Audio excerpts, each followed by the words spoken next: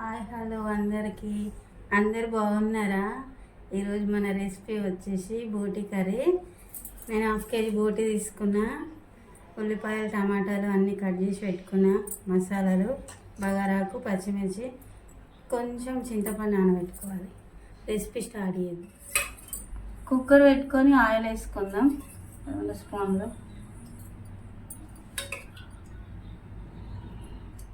చూడండి, మన ఆయిల్ వేడైంది. 2 బగారాకు వేసుకుందాం. మసాలా అందులోనే పచ్చిమిరపకాయలు. ఇప్పుడు ఉల్లిపాయలు వేసుకుంటాం.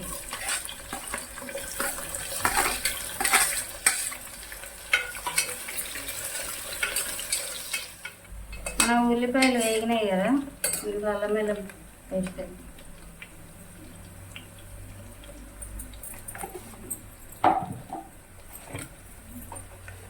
పసుపు,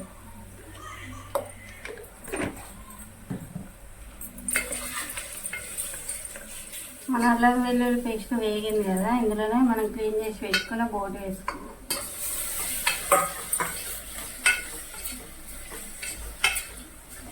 దీన్ని 2 నిమిషాలు మగ్గించుకుందాం.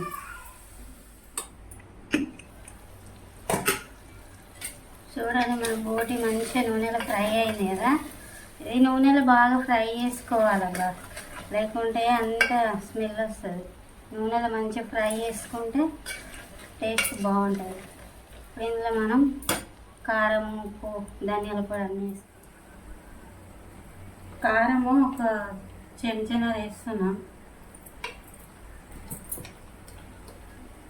ఒక చెంచా ధనియా పొడి, ఉప్పు చెంచా,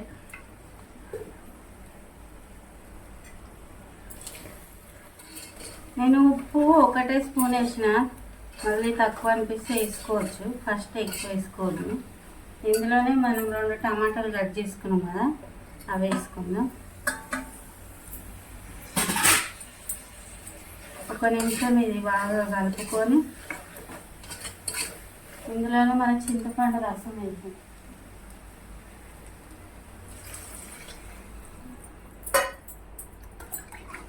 బాగా కలుపుకొని 2 విజిల్ పెట్టుకుందాం.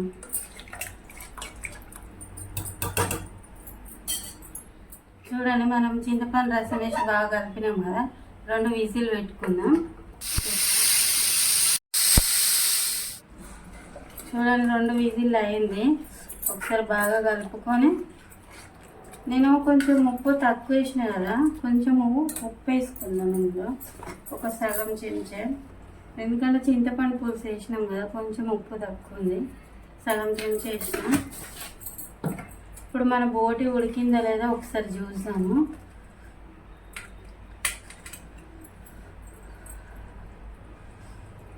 చూడండి, మన బోటి అయితే ఉడికింది.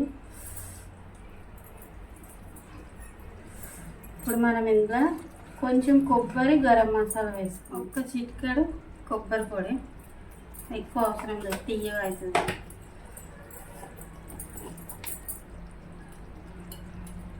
ఒక సగం చెంచా గరం మసాలా కలుపుకొని, మనం కొబ్బరి పొడి, గరం మసాలా వేసినాం కదా, 1 నిమిషము అట్లా పెట్టిన. ఇప్పుడు కొత్తిమీర వేసుకుంటే ఇంకా మన కర్రీ రెడీ అయిపోతుంది.